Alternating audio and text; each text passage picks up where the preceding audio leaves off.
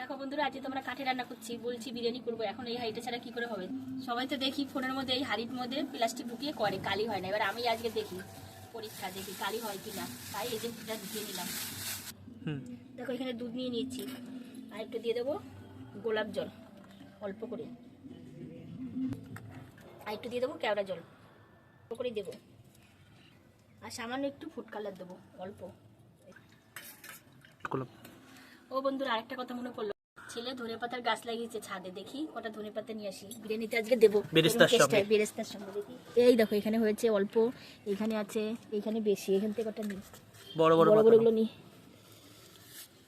দুটো না বেশি নিও না। এবার দেবো আজকে। দেখো প্রথমে ঘি দিয়ে দিলাম, কিন্তু ভাত বারবার বলো, এই যে ভাত দিয়ে দিলাম দেখো। তারপরে দেখো দিয়ে দিলাম নুন, নুন একটু ভাতে কম হয়েছে তার জন্য একটু নুন দিয়ে দিলাম। তারপরে দিয়ে দিলাম বিরিয়ানির মশলা অল্প।